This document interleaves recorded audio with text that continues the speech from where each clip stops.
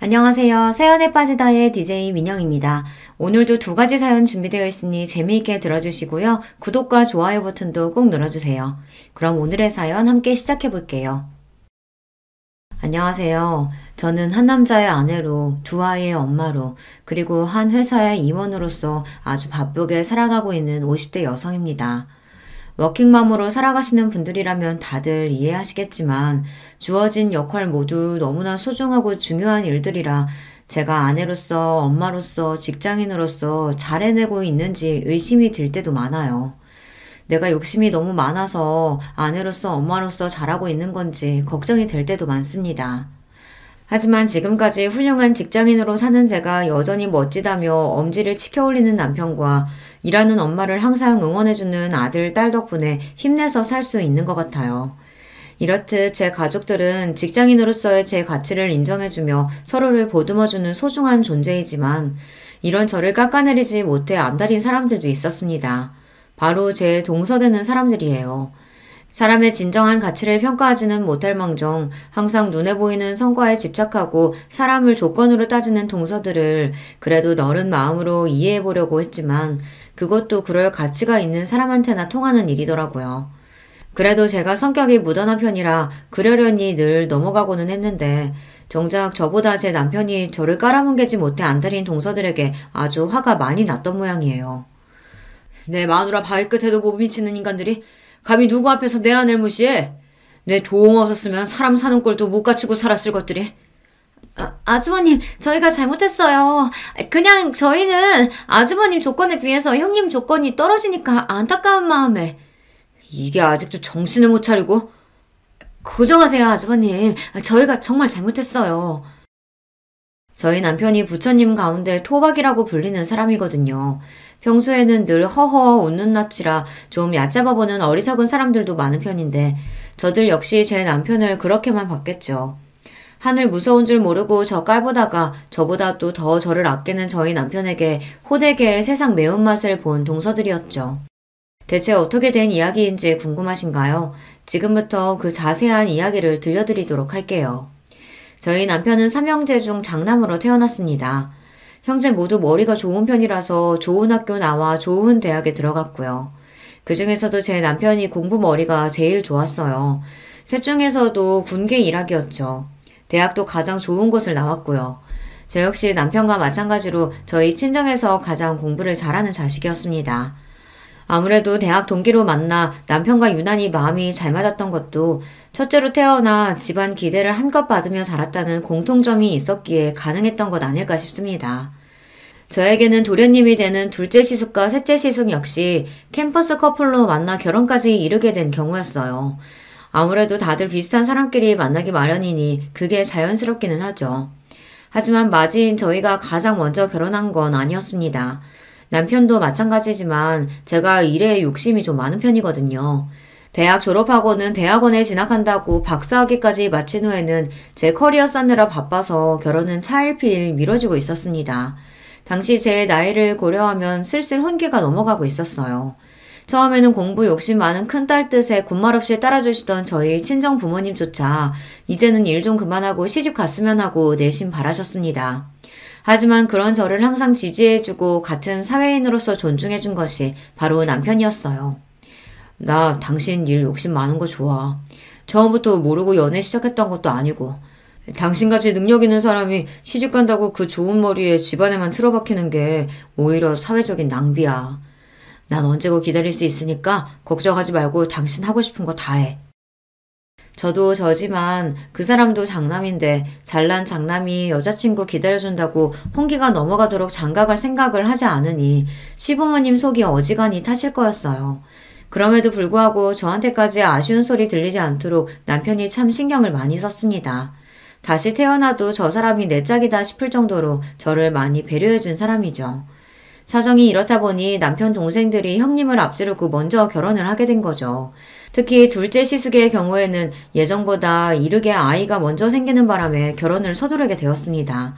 한 해 후배와 교제 중이던 둘째 시숙은 이제 막 취업을 해서 모아둔 돈도 변변치 않은 상황이었어요. 둘째 동서가 둘째 시숙이 군대 가는 동안 대기업에 취직을 하긴 했지만 이제 연차 얼마 되지도 않은 직원이 덜컥 임신까지 해서 자리를 비우게 되었으니 동서도 여간 회사 눈치가 보이는 게 아니었을 거예요. 둘 다 아직 사회에서 제대로 자리를 잡지 못한 상황이었지만 점점 배는 불러가고 있으니 결혼을 미룰 수 있는 상황도 아니었죠. 그렇게 둘은 결혼할 여건도 제대로 갖추지 못한 상황에서 서둘리 결혼을 하게 되었습니다. 셋째 시숙 사정도 그리 다르지는 않았습니다. 그래도 결혼 당시에 셋째 동서가 대기업 취직 후 돈을 좀 모으긴 했으나 문제는 셋째 시숙이었어요.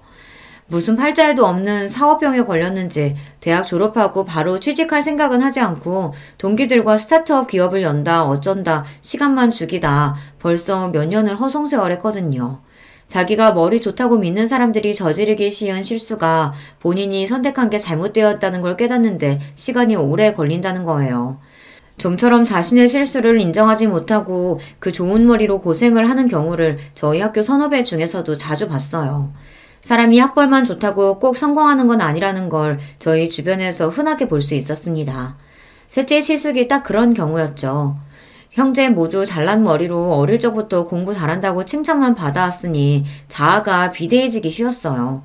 세상에 잘난 사람이 얼마나 많은데 그걸 늦게 깨달을수록 본인 고생만 커지는 법이죠. 결국 뒤늦게 취업 전선에 뛰어들었지만 그보다 더 어린 인재들이 널렸는데 아무리 학벌이 좋아도 신입으로 그 나이 직원을 선호하지는 않으니까요. 결국 본인 욕심보다 훨씬 못한 직장에 다니게 된 셋째 시숙이었습니다. 아마 그나마 셋째 동서가 일찍 자리를 잡지 않았더라면 둘은 훨씬 고생을 했을 거예요. 그러다 보니 각자 좋은 조건의 여성들과 결혼을 했으면서도 두 시숙들 결혼 초에는 꽤나 고생을 했다고 들었습니다. 형님이 워낙 자리를 잘 잡았으니 선뜻 먼저 도와주지 않았더라면 고생이 더 커졌겠죠. 그 고마움을 알아서인지 시숙들이 남편에게 참 잘했습니다. 형수인 저한테도 참 잘했고요.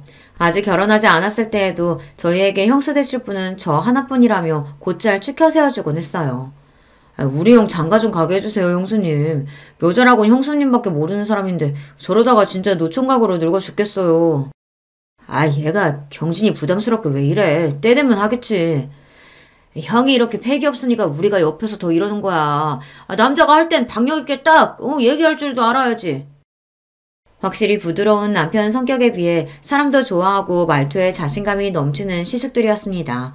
워낙 오래 본 사이라 예비 시댁 식구가 될 사람들이라는 부담감보다는 저도 그들을 편히 대했어요.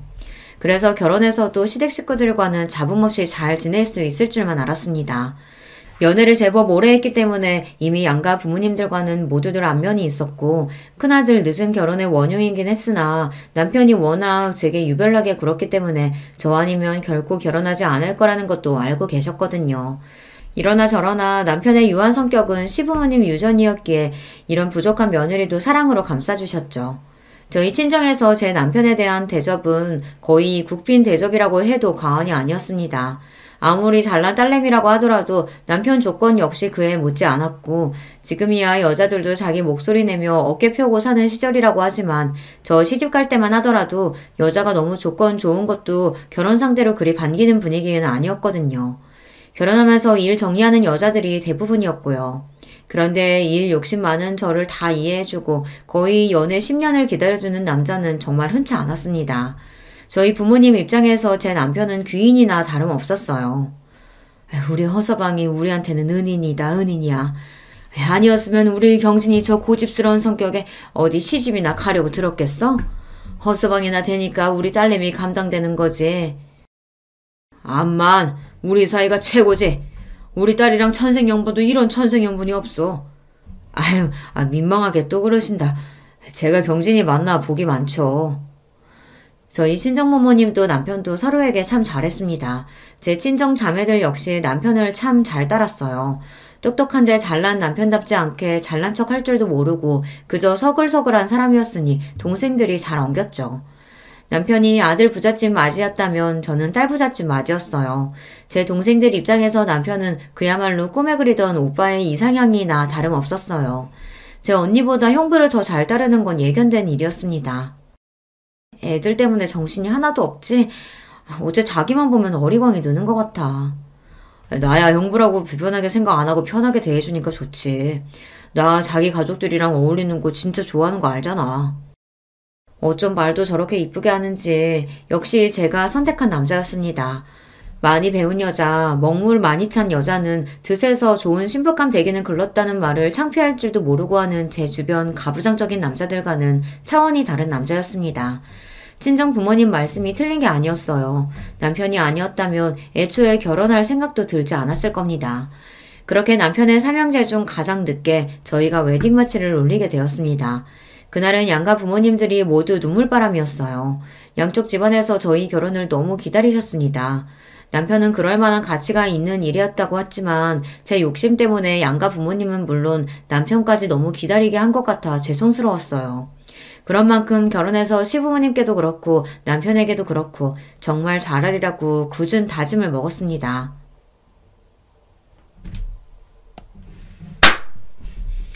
그런 만큼 결혼해서 시부모님께도 그렇고 남편에게도 그렇고 정말 잘하리라고 굳은 마음을 먹었습니다. 연애할 때도 저한테 참 잘하는 사람이었지만 같이 사니까 남편은 정말 자상하고 가정적인 남자였어요. 저 결혼하고 나서 제 손으로 아침 차려본 일이 손에 꼽힐 정도예요. 제가 워낙 아침잠이 많은 편이거든요. 아침 시간에는 늘 출근 준비하는 것만으로도 전쟁일 정도입니다. 반면 남편은 저보다 훨씬 잠이 적은 편이에요. 아침에는 항상 저보다 먼저 일어나고요. 신혼 초에는 저 깰 때쯤 이미 자기 출근 준비를 다 마치고 같이 먹을 아침까지 차려놓는 남편한테 민망한 일이 한두 번이 아니었습니다. 그렇게 머쓱해하는 저를 보며 남편이 대수롭지 않게 말했습니다. 저녁 준비는 거의 당신이 다 하잖아. 그럼 내가 아침 준비할 수도 있는 거지. 둘 다 출근하느라 바쁜 건 똑같은데 당신만 요리하라는 법 있어? 그렇게 지금까지 남편이 차려주는 따순밥 먹으며 출근을 하고 있습니다. 신혼 때와 한결같은 모습에 제가 남편 하나는 참 잘 골랐다 싶어요. 처음에는 이상하게 생각하던 친정 부모님도 이제는 좋은 사위 만나 딸 자식 호강하고 산다며 좋아하십니다. 우리네 부모님들 보기에 요리야 결혼한 여자가 전담하는 일이니 처음에는 남편이 저 먹을 걸 챙기는 걸 보고 저희 친정 부모님이 더 안절부절 못하시더라고요. 하지만 저한테 똑같이 설명하는 남편 말에 결국 저희 친정 부모님도 고개를 끄덕이셨습니다. 허서방 하는 말 듣고 보니 그것도 참 일리가 있다. 그래, 일은 똑같이 나가는데 부엌 일은 우리 애만 하는 것도 말이 안 되지. 하지만 그건 그렇고 그렇다고 한들 우리나라 같은 환경에서 자란 남자가 그걸 잘못된 줄 알고 행동으로 보여주기가 쉬운 일이 아닌데.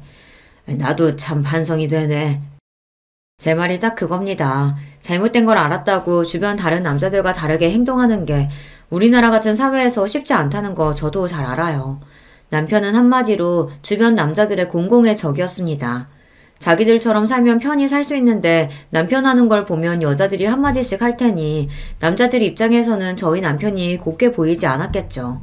그럴수록 저한테는 더더욱 예쁘고 귀한 남편이었지만 말입니다. 그런 저희 남편을 보며 자라서 그런지 시숙들도 퍽 가정적인 남자들이었습니다. 비록 형님 수준에 미치지는 못했지만 말입니다. 셋 다 술도 잘 안 하고 담배도 안 하고 칼퇴근하면 다른 데 안 가고 곧장 집으로 향하는 아내 바라기였어요. 시숙들은 벌써 저희보다 먼저 결혼해서 다들 시조카드를 두고 있었습니다. 다복하게 사는 시숙 가족들을 보니 저도 아이 생각이 절로 날 지경이었어요. 이렇게 다른 시대 가족들과는 돈독하게 지내면서도 아직 손 아래 동서들인 둘째와 셋째 동서와는 좀처럼 가까워지지 못하고 있었습니다.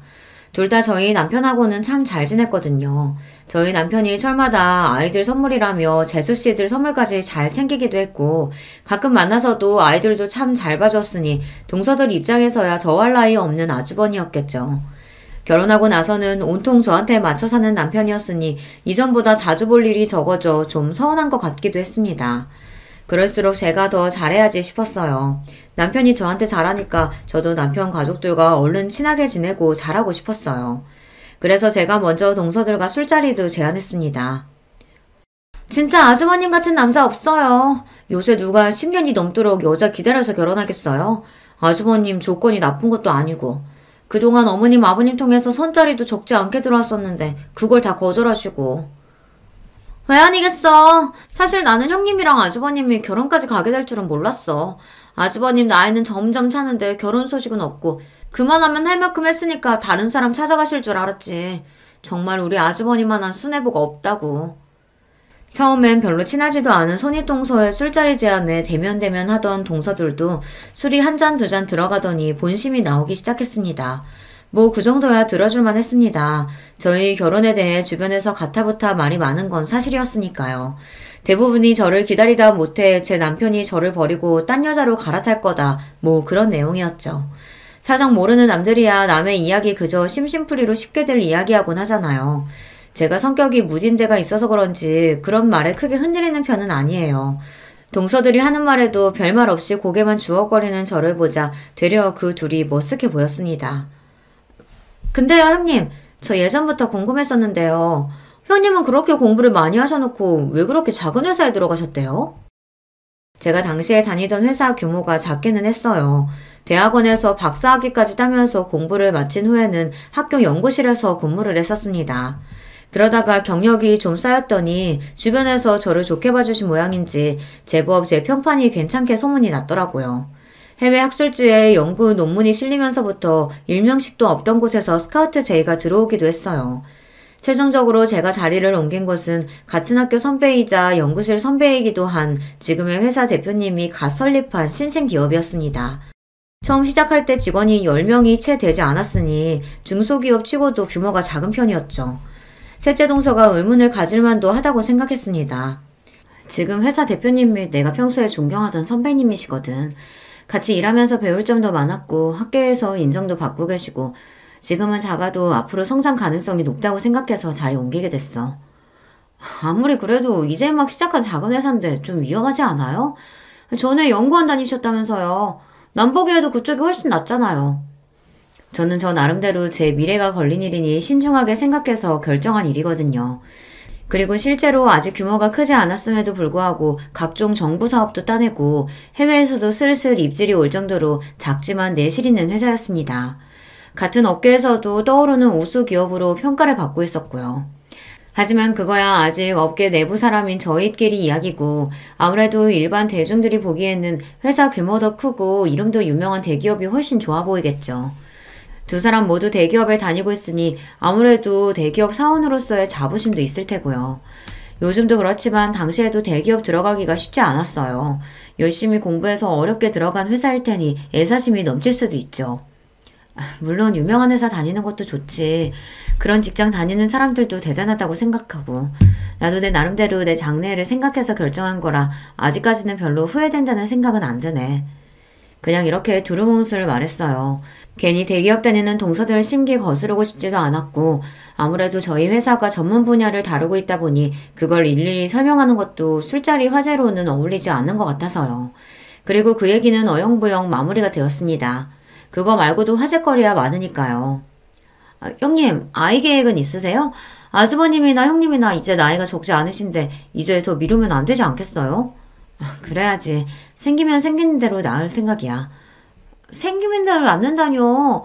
형님 이제 그러실 나이 아니에요. 일 그만두고 임신 준비만 해도 늦는다고요. 당시 제 나이가 30대 중반을 향해 가고 있었습니다. 지금으로서야 30 넘어 결혼하는 경우가 대부분이니 늦었다고 하기도 민망한 나이지만 저 결혼한 지 얼마 안 된 시점만 하더라도 초산의 제 나이인 산모는 드물긴 했습니다.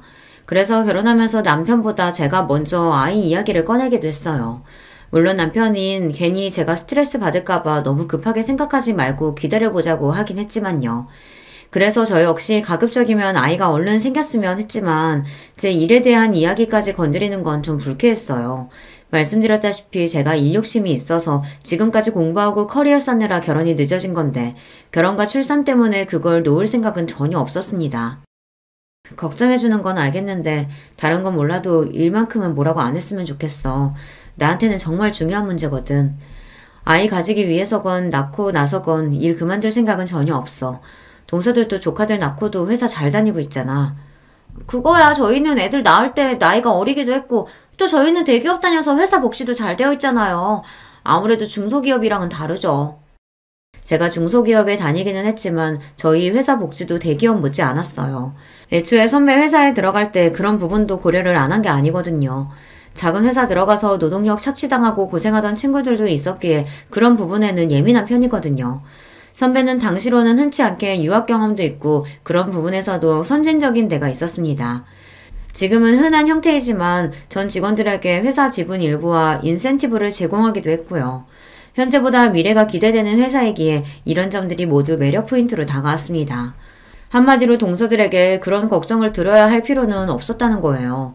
어쨌든 그런 점들 또한 일일이 설명할 필요는 없다고 생각했기에 그것도 그냥 그렇게 넘겼습니다. 이래저래 걸리는 부분들은 좀 있었습니다만 이만하면 생각보다 그 자리가 그렇게 힘들지는 않았다고 생각했어요. 비록 자신들이 다니는 대기업에 대한 자부심이 좀 지나쳐서 다른 사람 일자리를 좀 업신여기 있는 경향이 있다고 느껴지기는 했으나 그런 사람들이야 워낙 많이 봐서 그러려니 하기도 했고요. 그리고 내내 직업인으로서만 산 저보다는 직장 경험과 결혼 생활을 모두 겪어본 동서들이 하는 말이 더 현실에 기반하고 있지 않을까 싶기도 했어요. 비록 그 둘이 제 손 아래 동서라고 하지만 결혼 생활을 저보다 훨씬 길게 한 사람들이니 손이동선이 하면서 있지도 않은 권위를 내세울 생각도 없었고요. 무엇보다도 실전에서는 경험이 깡패 아닙니까? 결혼 전에 몇 번 보지 못해서 둘을 잘 알지는 못했지만 그래도 그 두 사람이 손이동서인 저와 일부러 잘 지내지 않으려고 하는 게 아니라면 제게 공격적으로 나올 이유가 없었으니 결국엔 다 저 좋으라고 하는 소리겠거니 했습니다. 그런데 남들 귀에는 별로 그렇게 들리지 않았나 봐요. 그러고 나서 얼마 지나지 않아 명절을 맞이해 시댁에 온 가족이 모였습니다. 저희 친정은 저보다 일찍 결혼한 여동생들이 있긴 해도 아직 아이가 없어서 명절이라고 그렇게 시끄러운 편이 아니에요. 그런데 시댁에는 아이들도 여럿이다 보니 북적북적한 게 제법 텔레비전에서 나오는 명절 분위기가 나더라고요. 좀 정신이 없기는 했지만 이것도 나름 명절답고 괜찮다 싶었습니다. 차례 지내고 할 일 다 끝나고 나니 다들 맛있는 거 먹으면서 서로 근황도 전하고 이야기꽃을 피웠습니다. 얼마 전 동서들끼리 술자리를 가졌다는 말에 둘째 시숙이 너스레를 떨었습니다. 형수님, 저희는 쏙 빼놓고 여자들끼리만 술 마시고 서운합니다. 도련님도 참, 저희는 저희끼리도 자주 봤잖아요. 다들 부인들이 어찌나 예쁜지 잘 보여주지도 않는 바람에 이렇게라도 얼굴 보고 대화 좀 했어요. 그래서 여자들끼리 즐거운 시간 보내셨어요?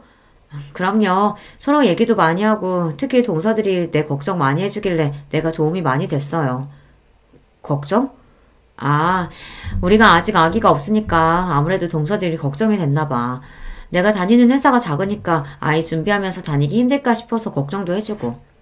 아무래도 결혼 선배님들이시니까 내가 미처 생각하지 못했던 부분들 얘기도 많이 해주더라고. 저는 정말로 호의로 받아들여서 이야기를 한 건데 두 동서 표정이 당황스러움으로 물들었습니다.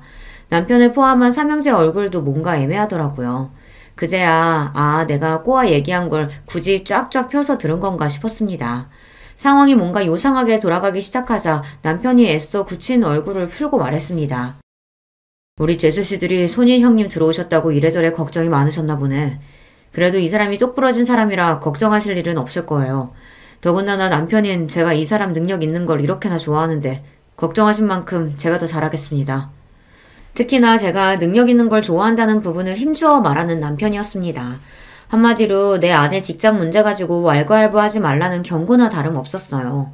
부드럽게 말하기는 했지만 평소에 워낙 싫은 말 하는 일이 없는 사람이라 그런지 두 동서들 표정이 경직되는 게 느껴졌습니다.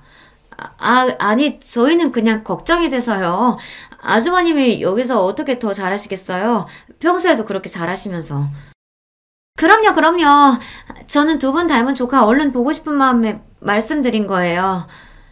급히 수습하는 둘을 보자니 내가 눈치가 없었구나 싶었습니다. 저 둘이 설마 저를 견제하리라고는 생각도 못했거든요. 이미 이 집 식구로 잘 자리 잡은 사람들이고 아직 잘 알지도 못하는데 그럴 이유가 있겠나 제가 너무 단순하게 생각한 거죠. 동서지간이라는 거 생각보다 참 복잡한 거더라고요. 단순한 인간관계를 지향하는 저로서는 좀 이해하기 힘들었지만 그래도 아직은 좋은 게 좋은 거라고 모두와 잘 지내고 싶었기에 다음에는 이런 화제 꺼낼 때 좀 조심해야겠다 싶었습니다. 좀 그렇네. 남의 직장 이야기는 그렇게 경솔하게 하는 게 아닌데. 집에 돌아와서까지 답지 않게 기분 나쁜 티를 내는 남편이었습니다. 자기 일로는 참 무던한 사람인데 저나 나중에 태어난 아이들 문제로는 민감한 데가 있더라고요. 하지만 결혼 후에 처음으로 보는 남편 모습이었기에 저는 남편이 좀 예민하게 반응하는 게 아닌가 하고 생각했습니다. 아까 얘기 잘해놓고 뭘 아직까지 마음에 담아두고 그래. 내가 문제가 아니라 당신 기분 나쁘지 않았어? 난 솔직히 아까 동서들 반응 보고서야 그게 내 신경 긁으려고 한 얘긴 줄을 눈치챘어. 나도 참 눈치 없다, 그치? 웃어넘기는 저를 보고 자기가 더 미안한 표정을 짓는 남편이었습니다. 아무렴 제가 아니라 남편이 나서서 한 소리 했는데 또 이렇게 은근슬쩍 제 신경을 긁으려 들기야 할까 싶었습니다. 뭐 저 정도로 긁힐 제 신경이 아니긴 했지만요. 그런데 동서들 입장에서는 결혼 전에 한 번도 자기들한테 싫은 소리 한 적이 없었던 아주버님이 결혼하고 저런 소리를 한다는 게 다 제 딸처럼 느껴졌던 모양이에요. 그전에도 그들과 그리 잘 어우러지는 느낌은 아니었는데 저러고 나서는 은근히 저를 대화에서 배제하는 느낌이었어요. 결국 이렇게 되었구나 싶으면서도 솔직히 그럴 수도 있다고 생각했어요. 사람이 자기가 하는 일이 옳고 그르고를 떠나서 감정 상할 일을 겪었으면 아무래도 상대방에게 좋은 마음 먹기가 쉽지 않기는 하죠. 의도한 바는 아니었으나 어쨌든 시댁 모임 중에 분위기가 흐려진 것도 사실이었으니 할 수 없다 싶었습니다. 결혼하고 처음으로 맞이하는 시아버지 생신에 다시 온 가족이 시댁으로 모여들었습니다. 이 집 며느리가 되고 나서 처음으로 챙겨드리는 시아버지 생신이었으니 저도 신경을 많이 썼어요. 마침 연구 성과로 인센티브를 받은 직후라 주머니 사정도 넉넉했습니다. 평생 명품 한번 써본 적이 없다고 하시길래 용돈과 함께 명품 지갑과 넥타이 세트를 준비했습니다. 물론 명품은 시대를 막론하고 저렴한 적이 없었기에 그 당시에도 가격대가 상당했어요. 그러나 그렇다고 제 형편에 지나치게 무리한 것도 아니었어요. 그걸 알고 있으니 남편도 굳이 말리지 않는 게 아니겠습니까? 오히려 제가 이렇게 단단히 준비한 게 본인 면이라도 세워주는 것처럼 으쓱해하는 남편이었어요. 시아버지한테 명품 선물하는 며느리라니. 내가 역시 능력 있는 여자 제대로 잡았지. 호태훈이 아주 봉잡았다. 하여튼 너스레는. 남편 말에 민망하면서도 기분은 나쁘지 않았습니다. 부디 시아버지께서도 저렇게 좋아해 주셨으면 더 바랄 게 없겠다 싶었죠. 다행히 선물 받고 아버님이 아주 기뻐하시더라고요. 세상에 내 팔자에 명품을 다 써보고 내가 우리 큰며느리 덕에 아주 호강한다.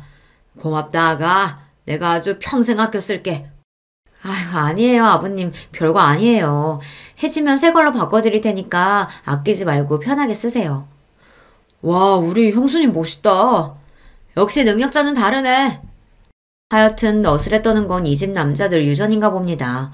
어머님까지 그 광경을 보며 만면에 미소를 띄우셨습니다. 이 분위기에 좀처럼 섞이지 못한 건 동서들 두 사람뿐이었어요. 우리 형님 시집 오셔서 처음 맞는 시아버지 생신이라고 무리하셨네. 당분간 좀 힘드시겠어요? 그러게 작은 회사에서 월급도 얼마 안 나올 텐데. 이번에는 눈치 없는 저도 대번에 알아차릴 수 있을 만큼 두 사람 말투에 가시가 돋쳐 있었습니다. 순식간에 주변 분위기가 찬물을 끼얹은 것처럼 싸하게 가라앉았어요. 순간 성질을 못 이기고 내뱉어놓고 둘 다 아차 하는 게 보이더라고요. 그래봤자 늦었지만 말입니다. 이 사람이 분위기 좋은데 괜히 왜 심술이야. 형수님이 어려서니 알아서 하시겠지. 작은 회사니 어쩌니 하는 소리가 왜 나와? 아니 우리는 걱정돼서 하는 말이지. 그래도 이 사람이. 한창 분위기 좋았는데 순식간에 불화의 씨앗이 싹 탔습니다. 특히 시부모님 표정이 너무 안 좋더라고요. 너희들이 그렇게 말하면 내서 준비한 큰애 기분이 어떻겠냐? 받는 나는 또 어떻고? 그러게 말이다. 너희들 지금 너희 큰형님만 무안준 게 아니라 네 시아버지까지 물색 없는 사람 만든 거야. 좋은 날 이게 무슨 일이니? 중간에서 저만 괜히 새우등 터져서 안절부절 못했습니다.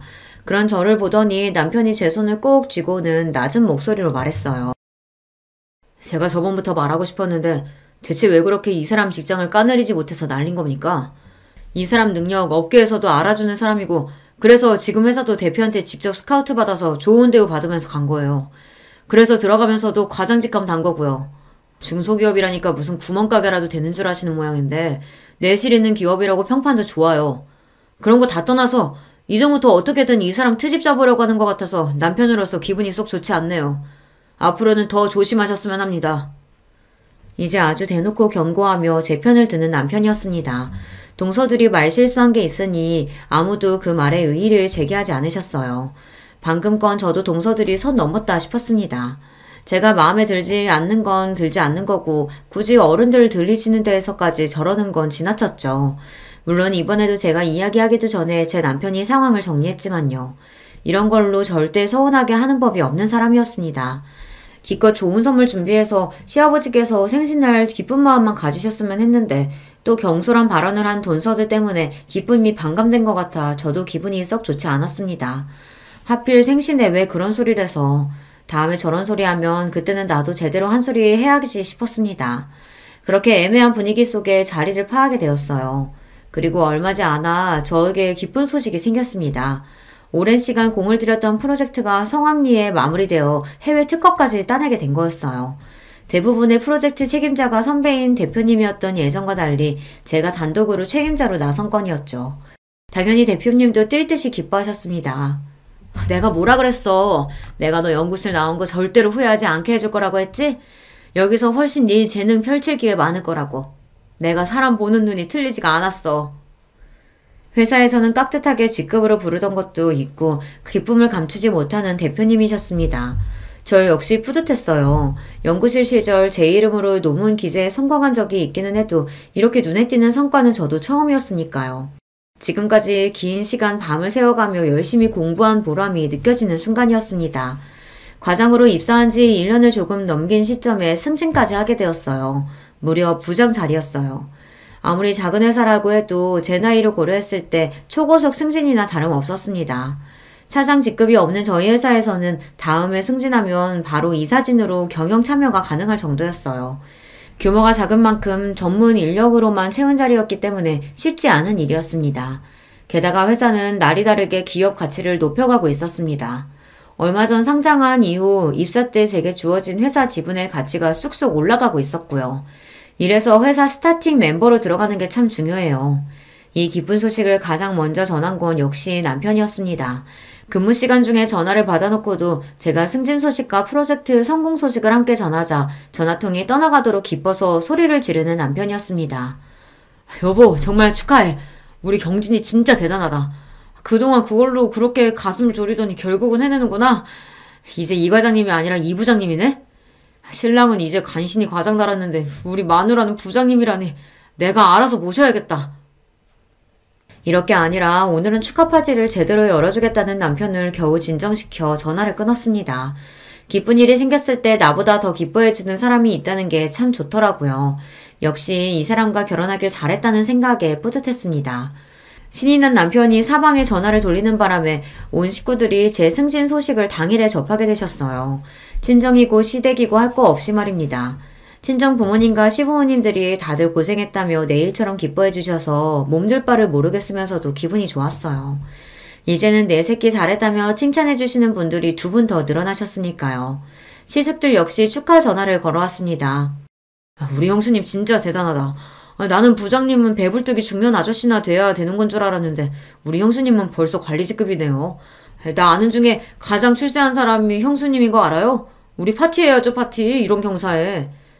아휴, 파티는 무슨. 축하해 주신 것만으로도 감사해요. 한사코 거절하는 저에게 파티를 해준다고 난리가 난 둘째 시숙이었습니다.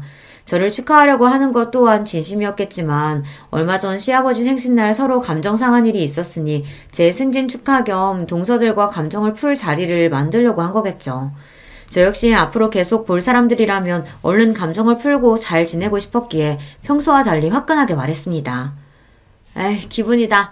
내가 승진턱 낼게요. 우리 다 같이 한번 뭉쳐요. 와, 화끈하다. 그렇게 세 부부끼리 회풀을 푸는 자리가 마련되었어요. 이래저래 감정이 까슬해질 일이 많았던 터라 이참에 다들 풀었으면 싶어서 일부러 제가 정말 기분 낼 때나 가는 고급 라운지바에 예약을 잡았습니다. 당시에는 아직 그런 문화가 활성화되지 않아 저랑 남편을 제외하고 그런 고급스러운 곳은 처음 경험하는 거였어요. 와, 형수님 오늘 단단히 준비하셨네. 형수님 덕분에 이런 데도 다 와보고 진짜 호강하네요. 아직 꽁한 기분으로 나와 떨떠름하게 서있던 동서들도 모임 장소를 보더니 눈이 휘둥그레졌습니다. 대기업 접대 자리로도 이용되는 곳인데 아무래도 동서들은 아직 평사원이다 보니 이런 곳에 와볼 일은 없었겠죠. 이왕이면 이런 걸로라도 점수를 좀 땄으면 싶었어요. 와, 이 양주 진짜 비싼 건데 병째로 마셔도 괜찮아요? 저 오늘 좋은 날이잖아요. 오늘은 마시고 싶은 거 다 마셔도 상관없으니까 가격 보지 말고 원 없이 드세요. 분위기도 더할 나위 없이 좋았어요. 저나 남편이야 그날 기분이 최고였고 쭈뼛하던 동서들도 좋은 술 한 모금씩 넘기고 나니 표정이 좀 풀어졌더라고요. 남편은 이번 프로젝트 때문에 제가 얼마나 고생을 했는지, 승진한 마누라가 얼마나 대단한지 팔불질처럼 자랑을 늘어놓느라 잔뜩 신이 나 있었습니다. 그렇게 다들 화기애애하게 이야기를 주고받는 동안 동서들 술 마시는 속도가 점점 빨라지고 있었어요. 처음에는 오늘 술이 좀 받는가 보다 하다가 나중에는 저대로 놔둬도 괜찮나 걱정이 되더라고요. 그래서 동서에게 걱정스러운 마음에 한마디 건넸습니다. 동서, 괜찮아?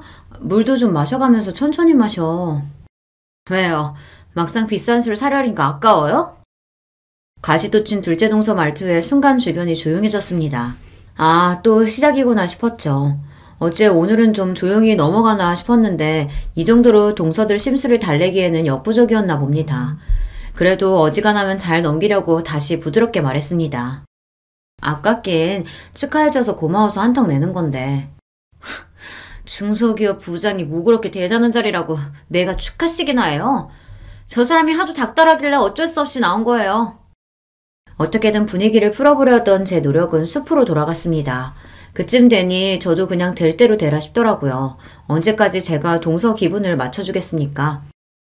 동서, 축하해줄 생각 없으면 그냥 거절하지 그랬어. 꼭 그렇게 꼬아서 말해야겠어? 이제 본심 나오시나 보네. 왜요? 저희가 축하 안 한다니까 안 입고 오세요? 아니 근데 대기업자는 저희 입장에서야 중소기업 부장 별거 아닌 건 당연한 거 아니에요? 당신 진짜 미쳤어? 아 내가 틀린 소리 했어? 왜 소리를 질러? 나만 해도 어떻게든 계약 하나 따내겠다고 들러붙는 중소기업 부장들이 한둘인 줄 알아. 누가 들으면 아주 대기업 회장님이라도 되신 줄 알겠어. 유세도 이런 유세가 없네. 이 사람이 어떻게 이렇게 못난 소리만 골라서 하냐? 아, 당장 형수님한테 사과드리지 못해? 못해, 안 해. 내가 뭐가 아쉬워서 중소기업 직원한테 사과식이나 해야 돼. 아주 가관이었습니다. 더는 못 봐주겠기에 한 소리 하려던 차에 남편이 먼저 선수를 쳤습니다. 다들 입 닥치지 못해? 남편 입에서 처음 듣는 욕설에 다들 그 자리에 얼어붙어 버렸습니다. 욕을 듣는 당사자인 동서들도 그렇지만 저도 정말 놀랐어요. 남편이 그렇게까지 화내는 모습은 그때 처음 보았습니다. 내가 내 마누라 자랑스러워서 부르는 자리에 유세? 이 사람은 평생 자기 자랑이라고는 할 줄 모르는 사람이야. 꼴랑 대기업 다닌다는 이유로 세상 제일 잘난 줄 착각하고 사는 니들하고 같을 줄 알아? 우리 와이프야말로 이런 식으로 엮이지 않았으면 니들 같은 인간들하고는 어울릴 일이 없는 사람이라고, 알아? 당장이라도 잡아먹을 듯한 기세로 고함을 치는 남편 모습에 두 사람이 벌벌 떨기 시작했습니다. 중소기업 부장이니 대단할 것도 없다고? 무식한 소리하고 자빠졌네. 이 사람 회사 가치는 지금 시가총액 100억이 넘어. 니들은 신문도 안 보냐?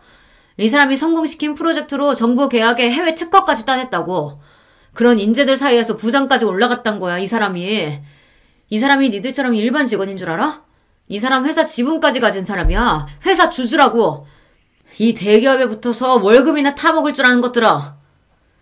100억이니 정부 계약이니 해외 특허니 회사 지분 이야기까지 나오자 동서들 얼굴이 새파랗게 질리기 시작했습니다. 만만하게 생각했던 작은 중소기업이 자기들 생각과는 달리 보통이 아니라는 걸 이제야 간신히 깨닫게 된 거죠. 물론 제가 그런 사람이든 아니든 간에 사람 제 밑으로 보고 깔보는 건 잘못한 일이죠. 그래도 자기들 보기에도 대단하다는 생각이 들었는지 순간 쳐다보는 제 눈빛에 주춤 눈치를 보는 꼴이 어이가 없으면서도 좀 고소하더라고요. 저는 이만하면 됐다 싶었는데 남편은 아직도 분이 풀리지 않는지 씩씩 숨이 거칠었습니다. 내가 니들 결혼할 때 어떻게 했는데 아직 자리도 제대로 못 잡은 니들 사람 사는 것처럼 살게 해주겠다고 내가 그렇게 도왔는데 감히 내 아내를 이런 식으로 대? 나한테는 아까운 사람이 이 사람을 감히 겉으로 보이는 조건만 대충 보고 사람 괄시하는 니들 같은 모자란 인간들이 감히 당장 내가 빌려준 집값 빼서 가져와. 내 아내 무시하는 너 같은 인간들한테 내 돈 절대 못 줘. 남편이 두 동생들 결혼하면서 준비가 부족해 도움을 줬다는 건 미리 말해준 적이 있었어요. 아무래도 남편 벌이가 가장 좋기도 하니 여윳돈도 있었으니까요. 그걸 그래도 돈거래가 오갔으니 명목상 계약서를 쓰고 이자도 받지 않고 그 일부를 천천히 갖고 있었죠. 남 같으면 가당치도 않을 이야기였습니다. 하지만 이제 자기한테는 남보다도 못하니 당장에 그 돈을 갚으라는 이야기였죠. 그 돈이 한두 푼도 아니고 동서들은 물론이고 시숙들까지 얼굴에 피기가 싹 가셨습니다. 아주버님, 저희가 잘못했어요. 제가 진짜 몰라서 실수했어요. 형님, 제가 죄송해요. 다시는 형님 앞에서 건방 떨지 않을게요. 형님, 잘못했어요. 저는 형님이 그렇게 대단한 분인 줄도 모르고. 그렇게 콧대높게 굴던 둘이 돈 내놓으라는 남편 말에 아주 납작 엎드려서 저렇게 쉽게 사과하는 꼴을 보고 있자니 한심스러웠습니다. 내가 대단한 사람이건 아닌건 사람이 사람을 그렇게 대하는 건 아니야. 사과를 그런 식으로 하는 것도 아니고. 돈 문제는 나는 모르겠네. 이 사람 돈인데 내가 왈가왈부할 일도 아니고 알아서 해결들 봐요. 그러고는 아직도 분이 풀리지 않아 씩씩대는 남편을 데리고 나와버렸습니다. 그 와중에 술값 계산하라는 저를 보고 저것들 꼴을 보고도 비싼 양주 사 먹이고 싶냐며 남편이 난리치는 바람에 결국 그냥 나오고 말았습니다. 당신 진짜 그 돈 한꺼번에 다 받을 거야? 내가 내 돈 받겠다는데 왜? 내가 그간 못 받은 이자까지 싹 쳐서 받아낼 거야. 나 무시하는 건 참아도 당신 무시하는 건 절대 못 참아. 어디 감히 내 마누라를. 화가 나서 어쩔 줄 모르는 남편을 보고 있자니 웃으면 안 되는 줄 알면서도 웃음이 나왔습니다. 남편은 뭐가 좋냐며 타박을 하는데도 그렇더라고요. 앞으로 살면서 억울한 일, 화나는 일이 있어도 나 대신 화내고 억울해줄 사람이 있는데 세상 무서울 게 무엇 있겠냐 싶었습니다. 그러고 나니 두 동서들 폐악도 별거 아니라고 느껴지더라고요. 결과적으로 동서 둘 다 남편 돈 갚느라고 고생 꽤나 했습니다. 남편이 시숙들 도움 받아다가는 정말 당장 소송해서 받아낼 거라고 으름장을 놓는 바람에 대기업 다녀받은 피 같은 월급 내놓느라 둘 모두 속이 쓰렸을 거예요. 이건 남편과 시숙들 간의 모종의 거래가 있었습니다. 니들 같으면 마누라 그 꼴 당하는 걸 보고 가만히 있겠냐는 말에 시숙들도 할 말이 없었겠죠. 그래도 부부인이 뒤에서 몰래 도왔다는 걸 알고 있지만 그 정도는 농감아주기로 했습니다. 이 막장 드라마 같은 상황을 숨기지 않고 일러 바친 남편 덕에 동서들은 시부모님께도 단단히 야단을 맞았습니다. 내가 그동안 니들한테 너무 잘해준 모양이다. 어디 감히 손이 동서를 제 밑으로 보고 그따위 짓거리를 벌여. 감히 내 집에서. 남편이나 시부모님이나 그리 마음씨가 비단결 같은 분들이 화내니까 정말로 무섭더라고요. 그날로 그 둘에게 사근사근 부드러운 시부모님은 영영 사라졌습니다. 제대로 바닥을 보였으니 아무리 행동을 조심해도 시부모님 입장에서는 더는 미덥지 못한 모양이었어요. 그리고 십수년이 지났지만 그 둘은 여전히 저한테 쪽도 못 쓰고 잔뜩 기가 눌려 지내고 있습니다. 사실 제가 크게 뭘 한 건 없는데 주변에서 워낙 야단이었다 보니 둘 다 아주 된통 당하기는 했죠. 결국 이자까지 쳐서 그 돈을 다 받아낸 제 남편이 참 대단해요. 그 이후로 저는 결국 회사 이사진까지 올라가는 데 성공했습니다. 지금은 업계에서 저희 회사 이름만 들으면 모르는 사람이 없을 정도로 회사를 성장시켰습니다. 여전히 대기업에 비하면 직원 수는 적은 편입니다만 그래도 지금은 직원 수가 거의 200여 명에 육박할 정도로 규모가 커졌습니다. 제 연봉이나 회사 지분 가치를 따지면 여느 대기업 이사들에게도 뒤지지 않을 정도입니다. 동서 둘은 그리고 채 10년도 채우지 못하고 회사를 나오게 되었어요. 아무래도 평사원은 많고 관리직까지 승진하는 사람은 소수이다 보니 남자들도 40대에 들어서면 대기업에서 명예퇴직하는 경우가 많죠. 아이까지 있고 승진에 실패한 동서들이 끝까지 대기업에서 살아남기는 힘들었을 겁니다. 대기업 다니는 게 평생 가장 큰 자랑인 두 사람이었는데 결국 이 나이까지 왕성하게 사회활동하는 사람은 저뿐이네요. 회사 그만두고 둘 모두 급격히 기가 죽은 탓에 오히려 이제는 짠하게 느껴지기까지 합니다. 사람이 겉으로 보이는 단면만 보고 상대방을 평가하기 쉽다지만 그래도 예의라는 게 있는 건데 둘 다 처음에 저한테 너무했다 싶어요. 첫 단추를 그리 꿰지 않았더라면 꽤 괜찮은 사이가 될 수도 있었을 텐데 지금은 뭐 별로 아쉽지도 않네요.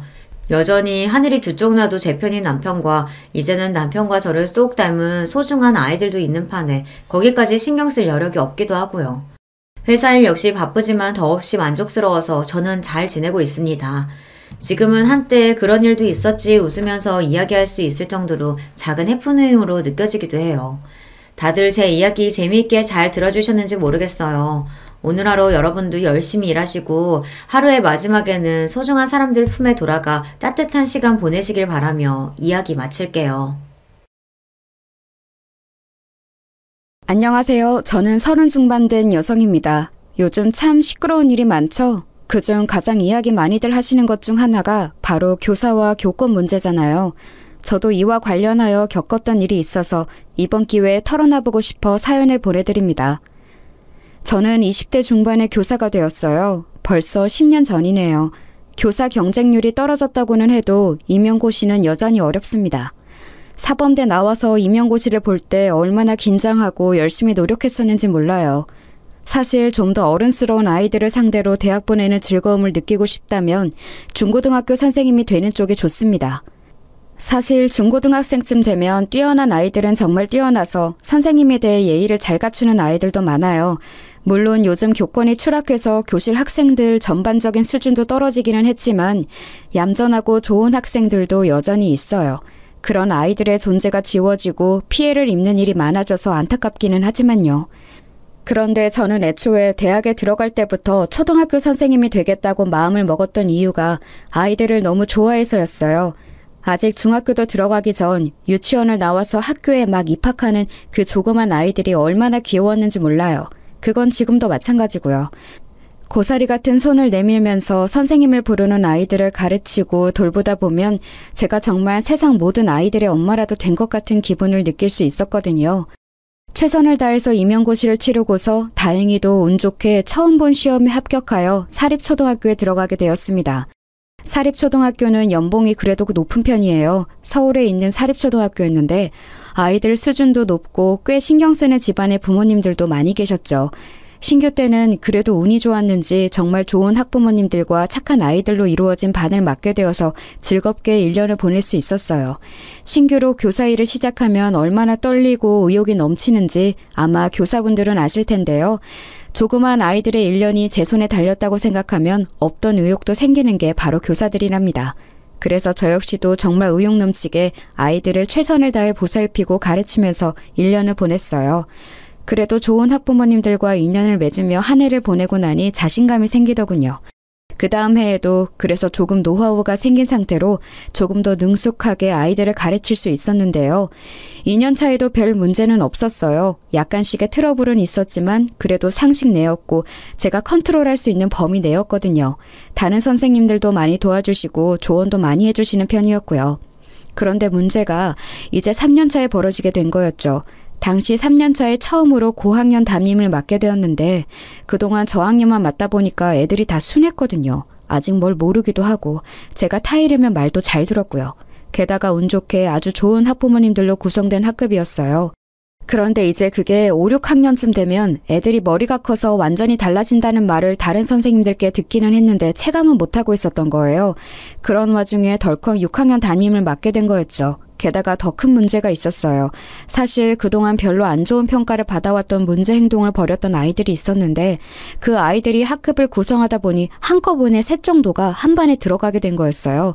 그리고 저 연차에 아무것도 모르는 선생님이었던 제가 그 반을 맡게 된 거였죠.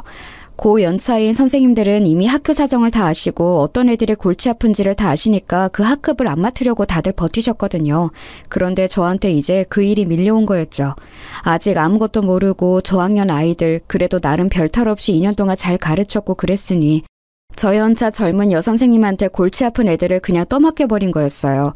저는 사실 그것도 모른 채로 처음 만난 고학년이니 정말 잘 준비해서 가르쳐야겠구나 하면서 준비를 열심히 했었죠. 새학기가 되어 처음 교실에 들어갔는데 애들이 난장판이더라고요. 원래 애들이란 쉬는 시간에 선생님 없을 때는 난장판인 게 당연하니까 저는 그냥 그러려니 했어요. 그리고 모두 앉으라고 이제 수업 시작하겠다고 이야기를 했죠. 그런데 몇몇 애들을 제외하고는 애들이 조용하지를 않는 거예요. 제 말도 안 듣고 그냥 자리에 서서 계속 떠들고만 있어서 선생님이 들어온 줄 모르나 하고서 좀 소리를 높여서 애들을 불렀어요. 애들아 이제 좀 조용히 하고 수업 시작하자 이런 식으로 이야기를 했죠. 그랬더니 반 애들이 저를 쓱 돌아보는데 좀 귀찮다는 눈길 있죠? 그런 식으로 돌아보더군요. 저학년 애기들한테서는 한 번도 받아본 적 없는 시선이라서 저는 좀 충격을 받기도 했습니다. 그런데 겨우 시선 가지고 애들 타박할 수는 없는 노릇이라 그냥 서서 애들이 간신히 자리에 앉는 꼴을 보고 있었죠. 그중에 유달리 한 애가 느적거리면서 늦게 자리로 가서 앉더라고요. 앉아서도 계속 다리를 떨고 책하고 공책을 집어던지면서 중얼중얼대고요. 솔직히 저는 그 애가 요새 문제되는 발달장애라도 가진 아이인 줄 알았어요. 하지만 제가 입안을 맡을 때 그런 특성을 가진 아이는 없다고 알고 있었고 전달받은 바도 전혀 없었거든요. 그래서 좀 수상해서 걔를 자세히 들여다보고 있었죠. 첫날은 어찌어찌 지나갔는데 바로 그 다음날부터 시끄러워지기 시작했어요. 다음날 제가 수업에 들어가니까 애들이 여전히 떠들고 있더라고요. 그래서 다시 자리에 앉으라고 이제 수업 시작한다고 제가 소리를 좀 높였어요. 그런데 애들이 왁자지껄 떠들고 있으면 제 목소리가 충분히 안 들릴 때도 많이 있거든요. 그래서 하도 앉지 않기에 조금 더 크게 말을 했었죠. 그날도 애들이 귀찮다는 듯한 얼굴을 하고서는 미적거리면서 자리에 가서 앉았어요. 그런데 몇몇은 아예 제가 왔다는 사실을 알고 제 얼굴을 보고서도 교실에 서서 계속 저희들끼리 장난을 치고 있더라고요. 심지어 그 와중에 한 애는 교실 바닥에 찍찍 침을 뱉어대고 있었어요. 저는 애들한테 다가가서 화가 나는 것을 참고서 조용히 지시했습니다. 자, 애들아, 이제 수업 시작할 텐데 자리에 가서 앉아야지. 싫은데요? 순간 저는 귀를 의심했습니다. 아무리 요즘 애들이 건방지다고는 해도 초등학생이 이런 식으로 선생님한테 말대답을 할 수 있다니 믿을 수가 없었어요. 아무리 고학년이라고는 해도 아직 중학교도 들어가지 않은 아이들이었는데 말이죠. 자리에 앉아야 해요. 그래야 친구들하고 같이 공부를 하지. 하지만 어쨌든 요즘은 안 좋은 말로 꾸중이라도 하면 학생들이 도리어 선생님한테 반발한다는 것을 알고 있었기 때문에 저는 좋은 말로 타일렀습니다. 그렇게 건방진 아이들이 이런 말에 제대로 순응할 거라는 기대는 저도 하지는 않았지만요. 싫은데요? 저 여기 서서 들을 건데요? 제 마음대로 할 건데요. 선생님이 뭔데 저한테 자리에 앉아라 말아요? 그 애는 숨도 쉬지 않고 저한테 따발총처럼 건방지게 말을 쏴댔습니다. 학교 애들이 전부 못된 건 아니었어요. 얌전하고 착한 애들은 놀란 채로 저와 그 학생의 눈치를 보고 있었죠. 하지만 그의 주변으로 하필 그 품행이 바르지 않은 애들이 모여 앉아 있어서 걔네들은 제 얼굴을 보면서 희죽이고 웃고 있었어요. 제가 당황해서 얼굴이 굳어지는 반응을 즐기는 게 뻔했죠. 저는 겨우 교사로 일한 지 3년째 된 어린 선생님이었고 학생들이 이렇게 노골적으로 반항하는 것을 처음 겪어서 너무 당황했어요. 글쎄 이걸 교사 자질이 없다고 말씀하실 수도 있겠지만 누구든 교사라는 직업의 경험치를 다 쌓은 후에 교사가 되는 것은 아니거든요. 저도 당시 저연차 교사로서 아이들에 대한 경험이 무척 적은 상황이었고요. 솔직히 그러면 안 되는데 저는 저도 모르게 목소리가 높아졌어요. 선생님한테 그렇게 말하면 안 되는 거야. 버릇없이 이게 무슨 말버릇이니? 선생님 지금 저한테 소리치셨어요? 학생한테 소리 지르면 안 되는 거잖아요. 애가 빈정대듯이 말하는데 그때 기싸움에서 밀리면 정말 한 해 동안 아예 애들을 잡을 수가 없겠더군요. 주변에서 얌전한 애들도 숨죽이고 저희를 지켜보고 있었고 좀 못된 애들도 제가 지지 않고 소리를 높이니까 움찔한 기색이었어요. 어쨌거나 아직 중학생도 안 된 초등학생 6학년들이었으니까요. 저도 소리 높여서 큰 소리로 애들한테 말하면 자칫 아동학대로 걸릴 수 있다는 건 알았지만 절대 밀리면 안 될 것 같더군요. 내가 언제 소리를 질렀니? 선생님 목소리는 원래 크다. 그리고 너 지금 선생님한테 대들었으니 뒤로 나가서 10분간 서 있어라. 책 들고 가. 공부는 해야 하지 않니? 제가 엄한 목소리로 꾸짖으니 아이는 움찔하면서 제 눈치를 보았습니다. 아무리 건방진다고 해도 아직 어린애였어요. 사립초라서 아주 불량한 애들은 또 없었거든요. 사실 불안하기는 했어요. 요즘은 초등학교 고학년 애들도 선생님을 우습게 알아서 대들고 심지어 때리기까지 하는 애들도 있다는 건 알고 있었지만 그래도 저는 한 해 동안 애들 가르칠 걸 생각하면 물러날 수가 없더라고요. 다른 사람도 아닌 제가 이 아이들을 전부 책임지고 가르쳐야 했으니까요. 하지만 눈치를 보는 듯했던 그 애는 곧 열받는다면서 크게 소리를 지르고 발을 굴러대기 시작했습니다. 저는 겨우 초등학생인 애가 그렇게 욕을 할 수 있다는 걸 그때 처음 알았어요. 물론 요새 초등학생들이 정말 어른 못지않게 더러운 말도 하고 거칠 수 있다는 건 알았지만 눈앞에서 실제로 목격하는 건 완전히 다른 일이죠. 게다가 제가 가르치는 제 학급에 그런 애가 있다는 사실까지 알게 된 거였으니까요. 심지어 교실 바닥에 침까지 뱉더군요. 그런데 큰 소리가 나서인지 학기 초라 복도를 이리저리 다니며 학급들을 살피던 교감 선생님이 창문 너머로 나타나셨어요. 다른 학급 애들도 숨죽이고 전부 뚫어져라 쳐다보고 있지. 교감 선생님 얼굴도 보이지. 저는 물러나지 않고 단호한 태도지. 이러니까 그 건방진 학생도 더 반항하기가 애매한지 씩씩대면서 뒤로 나가더군요. 제가 책을 가지고 가라고 했지만 책을 도리어 책상 위에 집어던지고서 책상 다리를 걷어차면서 나갔어요. 저는 너무 속이 울렁거리고 심장이 뛰었지만 침착한 척 다시 교탁으로 돌아와서 앞에 섰죠. 그러고 나서 책을 펴라고 하자 애들이 슬금슬금 눈치를 보면서 책을 다들 폈어요. 지금 제가 저 건방진 애하고 기싸움에서 이긴 것이라 애들이 제 말을 듣기 시작한 것이 느껴질 정도였죠. 창문 밖에서는 교감 선생님이 한참이나 지켜보다가 고개를 설레설레 젓고서는 곧 사라지셨어요. 10분이 지난 뒤 쿵쾅대면서 자기 자리로 돌아간 그 애는 노골적으로 불만을 표시하면서 책상에 엎드려서 제 얼굴도 보지 않더군요. 뭐 괜찮았었어요. 학급 다른 친구들의 공부를 방해만 안 한다면요. 문제는 그런 애가 하나 있으면 학급의 면학 분위기가 애초에 다 흐려져 버린다는 거였죠. 순하고 모범적인 대다수의 학생들이 그렇게 마음대로 멋대로 행동하는 아이 두세 때문에 공부도 하지 못하고 선생님에게 제대로 된 지도도 받지 못한 채로 피해를 보는 경우가 많거든요. 그래서 저는 그 애를 비롯해서 아까 저한테 빈정대는 눈길을 한 3명한테는 절대 기싸움에서 밀리면 안 되겠다는 생각이 들었어요. 사실 선생으로서 학생하고 기싸움을, 심지어 초등학생하고 기싸움을 이겨야 한다는 생각을 하는 게 너무 한심하긴 했습니다만 그렇다고 해서 여기서 밀릴 수도 없는 일이었죠. 그렇게 그날 수업이 모두 끝나고 나서 애들 가고 난 후 제 뒷정리를 하고 있는데 교감 선생님이 저를 부르시더군요. 손 선생, 내가 아까 지켜봤지만 앞으로는 그렇게 하면 안 돼. 무슨 말인지 알죠? 네? 어떤 거요? 아까 애한테 소리친 거 말이야. 걔 부모님이 좀 그런 분이거든. 언제 어떤 것으로 물고 늘어져서 1년 내내 골치 아프게 할지 모르는 일이라서 그래. 하지만 그렇게 하지 않으면 걔가 학급 분위기를 다 망칠 텐데요. 1년 내내 다른 애들이 피해를 정말 많이 볼 거예요. 걔가 들어간 학급은 어쩔 수가 없어요. 여태까지 계속 그래왔으니까. 그냥 손 선생도 포기하고 걔는 하고 싶은 대로 하게 내버려두는 게 좋아. 교감 선생님은 걱정스러운 얼굴이셨어요. 하지만 동시에 저는 교감 선생님 표정에서 긁어부스럼 만들지 말아라 라는 의미도 읽을 수 있었죠. 그냥 걔를 내버려두기만 하고 6학년이니 딱 1년만 참으면 졸업시켜서 잊어버릴 수 있다는 뜻이기도 했을 거예요. 학교 현장에서는 정말 어쩔 수 없는 애들을 전학시켜버리거나 해서 학교에서 일단 나가기만 하면 그래도 잊을 수 있었으니까요. 졸업이 딱 1년 남았으니 그 기간만 버티면 된다는 거였죠. 하지만 저는 그럴 수는 없었어요. 그 건방진 학생 자신도 사실 문제죠. 아무리 건방을 떤다고 해도 겨우 초등학교 6학년생이잖아요. 지금 버릇을 고치면 그래도 향후 인생을 살아갈 때 많은 도움이 될 텐데 시도도 안 해보고 항복한 채로 그냥 포기해버릴 수는 없었어요. 게다가 제가 아주 저연차 교사였고 나름대로 청운의 꿈을 꾸고 있던 때였기에 더 그랬죠. 게다가 그 애를 그냥 두면 학급의 얌전한 아이들도 완전히 흐려진 분위기 속에 처할 게 뻔했고 어떤 아이들은 그 버릇을 닮아서 더 나빠질 수도 있었어요. 일단 저는 교감 선생님한테는 그냥 고개를 끄덕이고서 나왔지만 그 다음 날도 또 그 다음 날도 그 애한테 져주지 않았어요. 그 건방진 애는 사사건건 저한테 맞서면서 저를 선생 취급도 하지 않으려고 들었죠. 어떤 때는 저한테 말대답을 하고 어떤 때는 대놓고 무시하면서 책도 펴지 않고 들은 척도 하지 않았었는데요. 그래도 저는 일단 교감 선생님이 하신 말씀도 있기 때문에 소리는 높이지 않았지만 일단 아이 앞에 앉아서 저를 쳐다보고 말을 들을 때까지 차분하게 계속해서 지시했어요.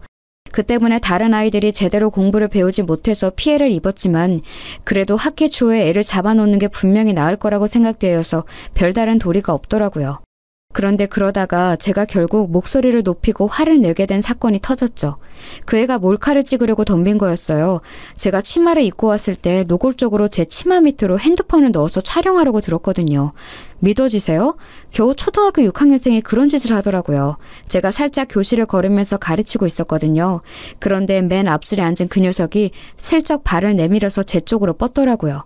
저는 그런가 보다 하고 그냥 애들을 보면서 시선을 위로하고 있었는데 다시 돌아서 앞쪽으로 가려다가 밑을 보게 된 거예요.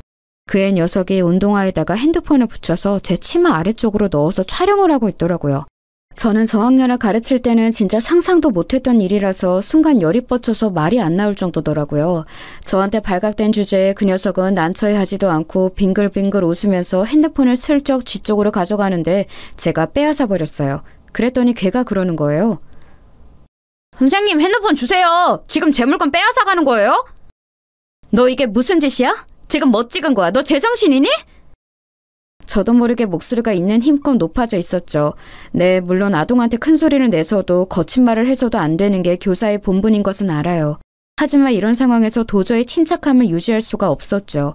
게다가 저도 당시에는 겨우 20 중반 갓 벗어난 저연자 교사였고 그 애는 덩치가 커서 거의 고등학생처럼 보일 정도인 애였어요. 제가 얼굴이 새빨개지도록 화를 내는데 그 녀석이 그러더군요. 그 핸드폰 내 거고 내가 찍은 것도 내 거예요. 선생님이 건드릴 권리 없어요. 핸드폰 내놔요. 초등학생 어린애가 딱 저렇게 말을 하더라고요. 진짜 정말 닳고 다른 고등학생 양아치 같은 말투라서 순간 정신이 혼미해지더군요. 저는 빼앗은 핸드폰을 그대로 들고 가서 파일 안에 쑤셔 넣었어요. 뒤에서 그 애녀석이 쫓아오면서 핸드폰 내놓으라고 악을 질러대었고요. 안 된다. 너 이거 찾고 싶으면 부모님 오시라고 해. 선생님 치마 속까지 찍으려고 하는 너 같은 학생은 부모님하고 면담을 해야겠다. 최대한 침착하게 말을 하려고 노력했습니다. 정말 노력 많이 했어요. 하지만 목소리가 떨려 나오는 걸 막을 도리가 없더라고요. 어지간한 청소년만큼 커다란 덩치의 남자애가 씩씩대면서 저를 때리기라도 할 것처럼 바짝 붙어서 발을 굴러대는데 제가 진짜 제정신인가 싶었고요. 당연히 반 전체 분위기도 엉망이었지만 저는 미안하게도 학급 아이들을 신경 쓸 겨를이 없었어요.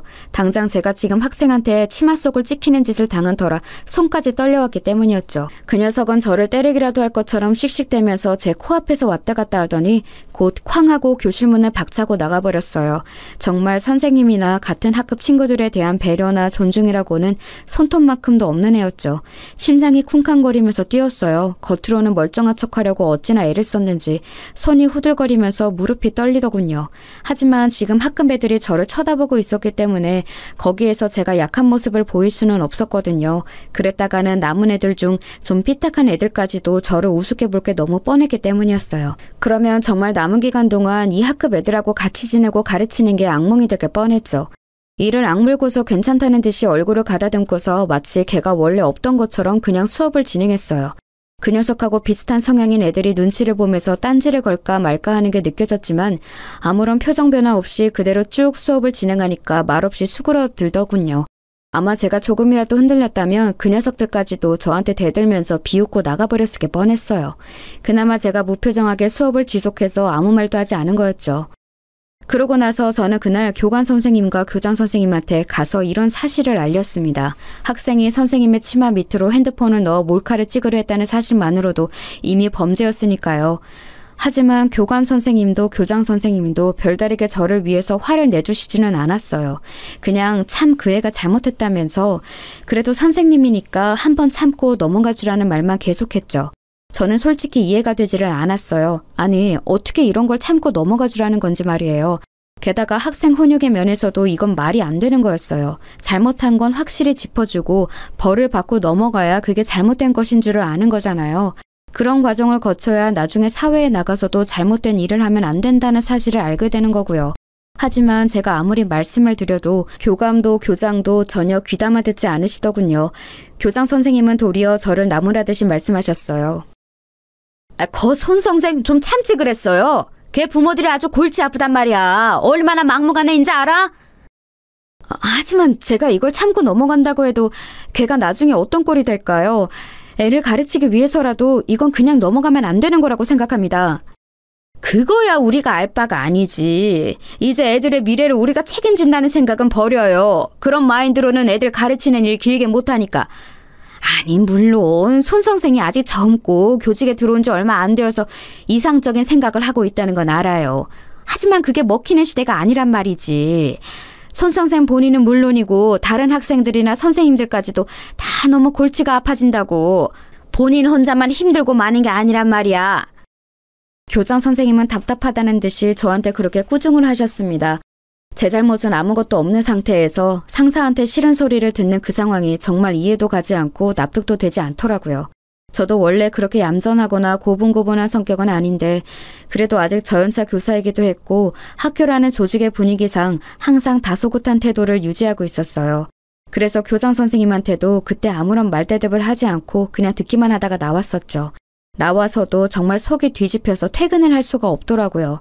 교장 교감 선생님과 한참이나 이 이야기를 하고 난 다음이라 이미 해가 거의 저문 다음이었는데요.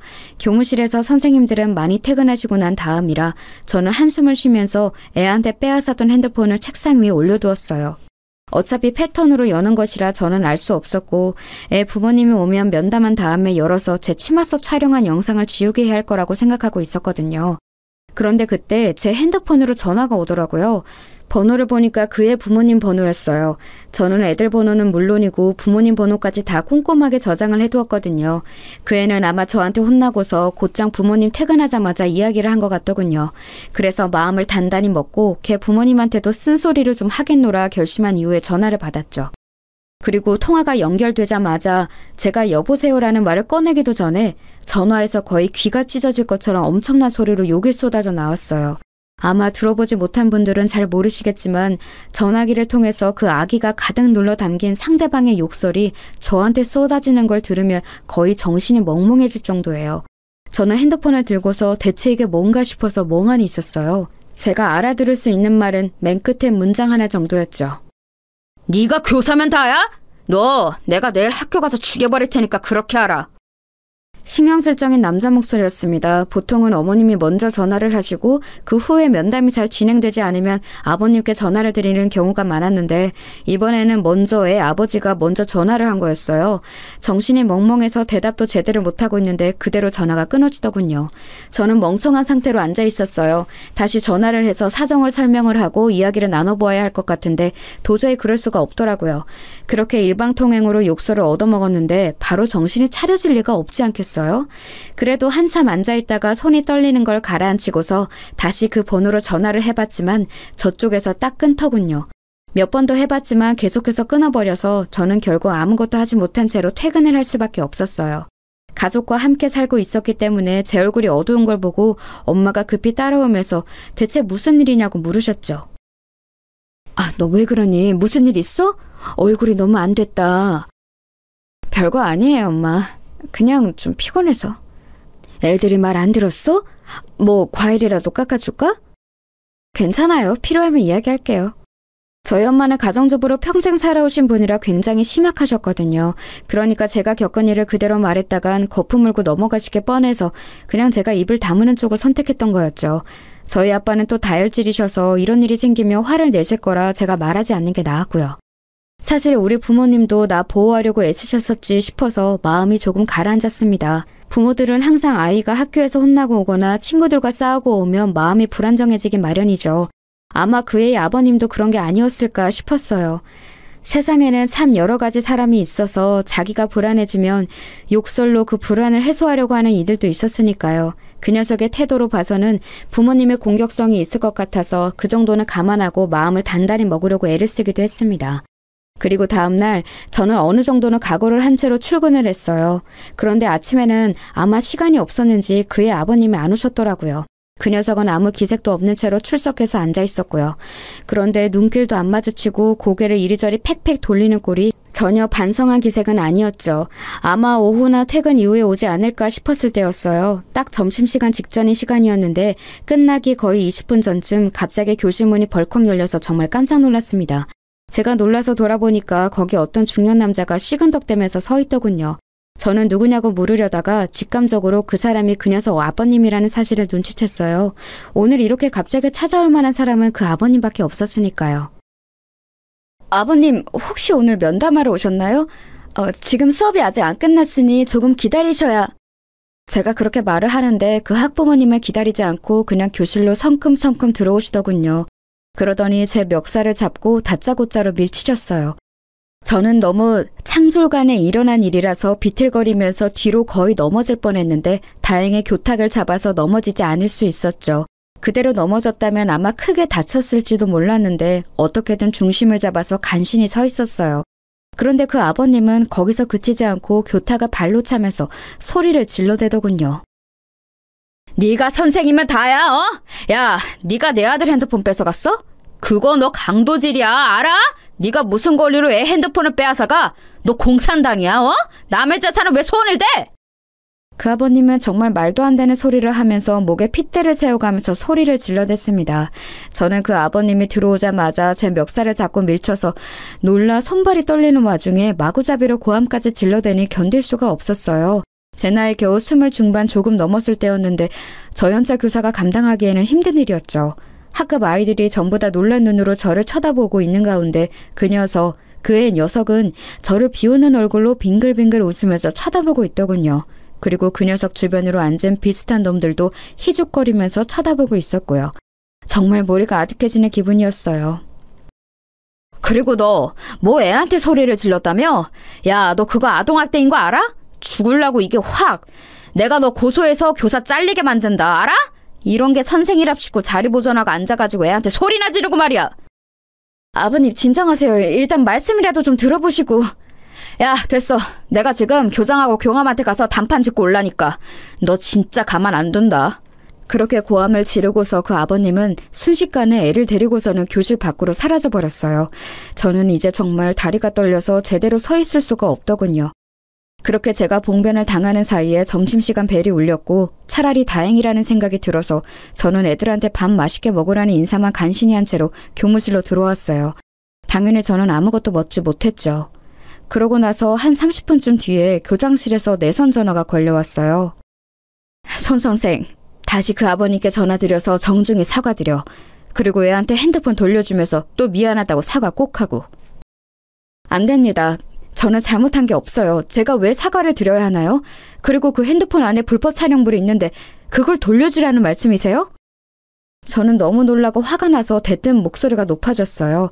하지만 교장 선생님은 그런 제 마음은 아랑곳하지 않고 아무런 상관없다는 듯이 오히려 불쾌하다는 듯이 말씀하시더군요. 아니, 송 선생, 지금 나한테 말대꾸하는 건가? 내 지시에 따르지 않겠다는 거야? 선생님이 되어서 교장 지시에 안 따르겠다면 어쩌자는 건가? 지금 잘 처신해야 해. 나도 그 아버님한테서 송 선생 보호를 못 해줘. 하지만요. 그 아버님, 이 동네에서 오래 살고 성격도 험한 양반이야. 지난번 걔 4학년 때도 담임선생님 고소해서 교사 바뀌었던 거 모르나? 내가 보호해줄 수가 없는 사람이라고. 속이 울컥거리더군요. 교장 선생님 말씀대로 사실 제가 뭘 할 수 있는 게 없었어요. 그 아버님 심지어 학교 앞쪽 골목 있지? 거기 정비소 하고 있어. 동네 학부모들하고 사이가 좋아서 한번 그 사람이 물어뜯기 시작하면 진짜 골치 아파진다고. 머리가 아프더군요. 교사라는 직업을 가진 이상 학부모와 소통을 하는 건 피할 수 없는 부분인데 게다가 그쪽에서 제 직업을 망가뜨리려 한다면 제가 저항할 수단조차 없는 게 현실이었죠. 그래서 저는 멍하니 교무실에 앉아 있었어요. 교장 선생님이 말씀하시길 걔 아버지가 학교 앞 골목 정비소를 한다고 했었죠. 그런데 안 돌아가는 머릿속으로도 저희 집이 가지고 있는 건물이 그쯤에 있고 거기 1층에 정비소가 있다는 게 생각이 나더라고요. 설마 거기인가 싶었어요. 사실 아빠 엄마 소유의 건물이고 관리인도 따로 있는 큰 건물이었기 때문에 뭐 제가 딱히 관심은 없는 곳이기는 했어요. 코로나 때 워낙 수익이 안 나와서 월세를 내려서 장사를 하게 해주었다고 그런 이야기를 들었던 게 마지막이었던 것 같더라고요. 걔 아버지가 정말로 거기서 장사를 하고 있는 사람이라면 나한테 이러면 안 될 텐데 라는 생각도 들었고요. 솔직히 선생으로서 하면 안 되는 생각이었지만 그 학생도 그 학부모도 진짜 꼴보기 싫고 우라통이 터지고 그렇더군요. 거기에 더해서 그냥 전체적으로 이 학교라는 세상의 조직 생활이 정말 무척 허무하다고 느껴지기도 했고요. 정신을 못 차리고 있으려니 곁에 있는 선생님들이 빨리 조퇴 먼저 하라고 지금 애들 가르칠 정신이 아닐 것 같다고 저한테 위로를 해주셨지요. 다른 선생님들이 대신 해주시겠다면서요. 아무래도 머리가 너무 아파서 병원이라도 가야 할 듯해서 선생님들의 호의를 고맙게 받고 일어나려는데 그의 녀석이 교무실로 찾아온 거예요. 저기요, 저 핸드폰 이제 주죠? 우리 아빠 또 부르기 전에. 걔는 저를 선생님이라고도 부르지를 않았습니다. 저는 멍하니 걔 얼굴을 보면서 걔가 나를 선생 취급을 안 하는데 내가 걔를 학생 대접을 해줘야 하나 고민이 되었어요. 학기가 시작되고서 그 녀석을 계도하려고 애썼던 시간들 동안 받았던 스트레스가 한꺼번에 치솟는 듯한 기분이었죠. 의기양양하게 저한테 핸드폰을 내놓으라는 그 녀석 얼굴을 보다가 저는 고개를 저었습니다. 네 핸드폰 나한테 없는데? 뭔 소리예요? 가져갔잖아요. 부숴서 버렸는데? 아, 뭔 소리예요? 가지고 있잖아요. 뭘 버려요? 걔는 당황하면서 저를 몸으로 밀치고 제 책상 서랍이 열려고 했어요. 그때 옆자리에 있던 선생님이 몸으로 얼른 끼어들면서 걔를 막아서섰죠. 아, 뭐 하는 거니? 지금 너 다른 사람 물건 막 만지는 거야? 돌아가서 그냥 네 부모님하고 상의하고 다시 와. 선생님이 다 생각이 있으시겠지. 그리고 교무실에 있던 선생님들이 모두 같이 저희 쪽을 바라보셨어요. 많은 숫자의 시선이 있으니 과연 그 녀석도 더 행패는 못 부리고 씩씩거리다가 아빠 다시 올 거예요 라는 한마디만 남기고는 사라져버렸죠. 저는 머리가 아파서 견딜 수가 없어서 머리를 짚었지만 그래도 동료 선생님이 너무 고마워서 웃어 보였어요. 그 선생님은 빨리 병원에 가라고 제 등 뒤를 밀어서 내보내 주셨죠. 그런데 저는 가기 전에 책상 서랍에서 봉투 하나를 꺼내서 교정실로 향했어요. 다행히도 교장 선생님이 계시더군요. 왜 왔냐고 묻는 탐탁지 않는 눈길 앞에서 저는 봉투를 내려놓았습니다. 사직서입니다. 뭐?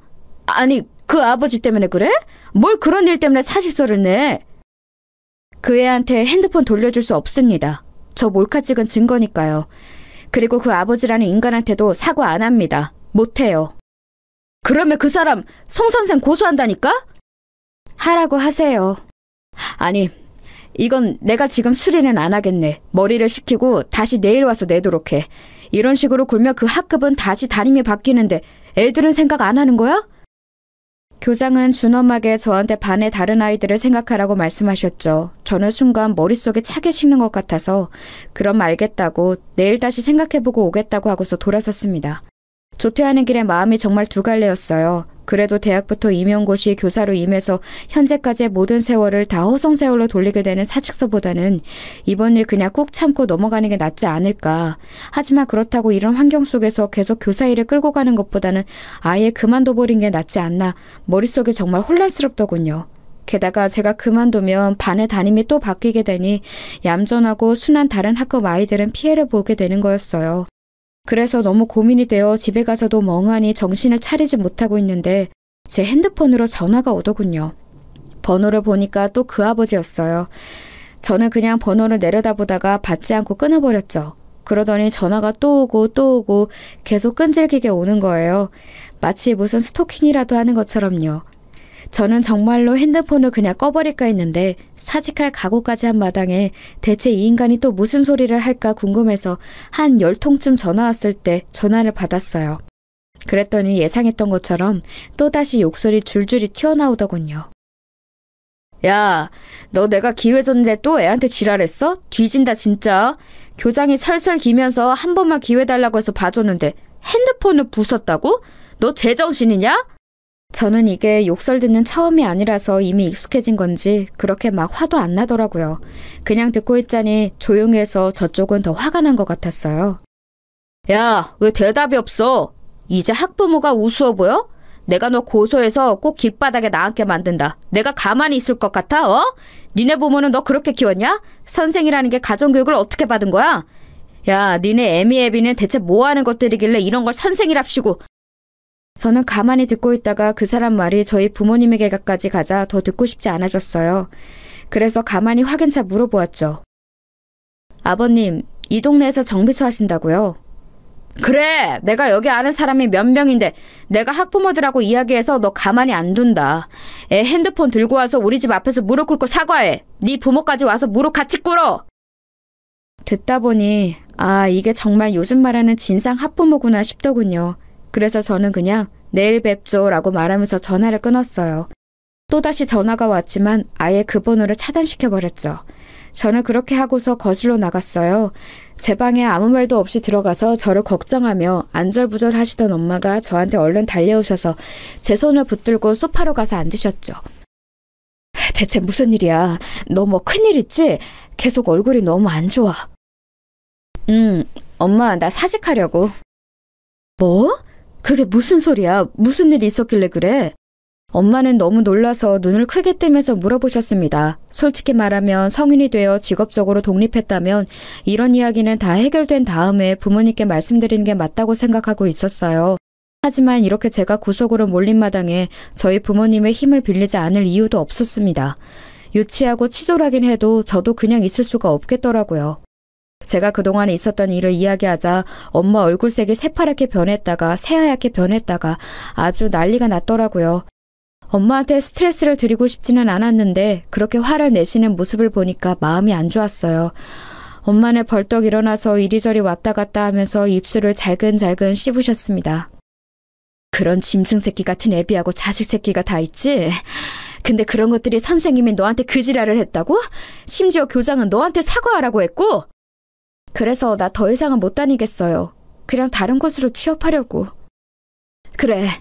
그리고 네가 뭐가 모자라서 거길 계속 다니니. 넌 네 아빠 사업이나 건물 하나만 물려받아도 먹고 사는 데는 지장 없어. 그 새끼들이 뭐 알지도 못하면서. 고소? 고소 같은 소리 하네. 네 아빠 아는 정감만 몇 명인지 아니? 엄마는 거의 입에서 불을 뿜을 기세로 화를 내시더라고요. 그래서 제가 헤헤 웃었어요. 안 그래도 아빠한테 부탁드릴 게 있어. 아빠 건물 중에 우리 학교 앞쪽 1층에 정비소 있는 곳 있지? 응, 있지. 그 정비소가 그 애비라는 놈이 하는 곳이래. 뭐? 하면서 엄마는 더욱이나 길길이 뛰면서 화를 내시더라고요. 사실 그럴 수밖에 없었어요. 엄마가 하시는 말씀을 들어보니 그 정비소는 코로나 때부터 쭉 장사가 안 되어서 그때 한번 임대료를 내려주었고 요즘은 더욱이나 어렵다고 하도 우는 소리를 해대서 한 번도 내려줬다더라고요. 심지어 요 몇 달간 그것도 제대로 내지 못했는데 하도 사정을 해서 아빠가 그럼 경기 회복되면 그때 갚으라고 도촉도 안 하고 계신데요. 그런데 그렇게 사정을 다 봐주고 있는 인간이 학교에서는 완전히 얼굴을 바꿔서는 담임교사한테 지랄을 떨어대고 있었던 거였어요. 세상에, 난 정말 그 사람이 그럴 줄은 몰랐다. 엄마는 너무 어처구니가 없다는 듯이 말씀하셨어요. 그 인간이 부모님께 사정을 할 때는 그렇게 세상에 없이 가련하고 가엾은 가장처럼 말했다고 하시더라고요. 애가 둘에 아내도 아픈데 장사가 안 되어서 너무 힘들다고 제발 한 번만 봐달라고요. 돈이 없어 생활도 힘들다고 했다고 하는데 그렇다기에는 제가 입수한 애 핸드폰이 아주 최신형이더라고요. 제 것보다도 훨씬 더요. 그리고 곧 아빠가 돌아오시자마자 엄마하고 저는 그 사정을 전부 아빠한테 이야기했어요. 아빠는 평상시에는 자상하고 다정한 분이지만 한번 화가 나면 급발진도 그런 급발진이 없거든요. 아무 말 없이 저와 엄마 이야기를 듣고 계시더니 아빠는 곧 말씀하셨어요. 너 내일 아침 일찍 사직서 내고 와라. 교장 이야기 들을 것도 없다. 네가 애들 가르치는 걸 좋아해서 교사를 직업으로 삼은 거지 생계 때문에 돈 벌어야 하는 것도 아니잖아. 그런 곳에서 네가 고생할 필요 없다. 아빠는 딱 잘라서 말씀하셨어요. 사실 저희 집이 뭐 저 하나쯤 돈 안 번다고 어떻게 되는 집은 아니었거든요. 이 동네에만 상가 건물 제법 큰 걸로 4채가 있고 서울 안에 좀 더 있었고요. 그리고 다음날 아침 아빠가 운전하시는 차를 타고서 저는 학교로 들어갔어요. 일부러 조금 늦게 가서 학생들이 드문드문 등교하고 있었죠. 저는 차에서 내려서 곧장 교장실로 갔어요. 커피를 마시려던 교장이 놀라서 저를 돌아보는데 그냥 사직서를 내려놓고서 돌아서서 나와버렸죠. 그리고 아빠가 기다리다가 차에서 내리셨어요. 저희 아빠 차가 좀 겉으로 보기에 많이 튀는 외제차라서 운동장에 세워놓으니 학생들이 수군대면서 지나가는 게 느껴지더라고요. 약간 쪽팔리기는 했지만 어쨌든 아빠하고 같이 학교 앞쪽 그 정비소 쪽으로 갔어요. 학교 앞 골목 하나만 건너면 되는 곳이라서 상당히 가까웠죠. 정비소가 아직 열기 전이었지만 어차피 그 뒤쪽에서 살림집하고 같이 있는 형태라서 아빠가 곧장 그 정비소 사장한테 전화를 걸었어요. 저한테는 그쪽 목소리가 들리지도 않았지만 아빠가 짧게 몇 마디 하니까 나오겠다고 하는 것 같더군요. 그러고서 채 3분도 안 지났는데 헐레벌떡 사장이 튀어나왔어요. 바로 그 싸가지 없는 애녀석 아버지였죠. 순간 그 사람은 저하고 눈이 마주친 채로 무슨 일인가 헷갈리는 얼굴이었어요. 그리고 아빠가 그 사람한테 그러셨죠. 인사해. 내 딸일세. 안녕하세요. 초면은 아니죠? 제가 그 아저씨를 노려보면서 말하자 순간 말이 안 나오는지 어버버거리기 시작하더군요. 아니 그 사장님 이 아가씨 아니 이 선생님이 사장님 따님. 그래 내 딸이고 내가 어젯밤에 아주 충격적인 이야기를 들었네. 아빠의 표정은 무서울 정도로 굳어있었고 그 사람은 얼굴이 창백하다 못해 헬쑥해지기 시작했어요. 뭐라고 답변할 말도 찾기가 힘든 듯 그 사람은 손을 떨기 시작했어요. 자네 덕분에 내 딸 사직서 내고 오는 길일세. 그동안 내가 자네한테 임대료도 받지 않았던 게 너무 후회가 되는군. 사직서를 내셨다고요? 아니 그게... 고소하실 거면 하세요. 저도 아빠 변호사 좀 빌려서 쓸 테니까. 안 하시면 저희가 고소하려고요. 제가 무표정하게 말하자 얼굴 표정이 진짜 볼만하게 변하더군요. 이번 달 안으로 가게 비우게. 지금까지 안 낸 임대료도 이번 달 안으로 내고. 안 내면 고소장 받게 될 거야. 라고 말씀을 남기시고서 아빠가 돌아서셨어요. 그 아저씨가 달려와서 아빠 바지가랑이를 붙들고 늘어지는데 아빠가 저 먼저 집에 가라고 손짓을 하셨죠. 그러고서 저는 그냥 집으로 와버렸어요. 아빠한테 매달리고 울고 불고 난리였던 모양이지만 아빠가 봐주지 않고 곧장 가게 비우라고 선고를 해버리셨더라고요. 안 그러면 정말 법적으로 절차를 밟는다고 하셔서 결국 그달 안에 그 정비소는 허겁지겁 이사를 나갔고요. 물론 살림집도 같이 있었으니 거의 나앉다시피 한 모양이었어요. 소문으로는 어디 반지하 집으로 가서 살고 있다고 하더라고요. 아빠의 선의에 의지해서 살던 사람이 저한테 고약한 짓을 하려다가 된소리를 맞은 꼴이라 별로 불쌍하지도 않았었죠. 결국 저는 교사를 그만두고 일반 회사에 취업해서 다니고 있어요. 당시를 생각하며 다시 교사를 하고 싶은 생각도 들지 않네요. 요즘 교권 추락으로 여러 사건이 많은데 다시 한번 제 경험이 생각나고는 한답니다.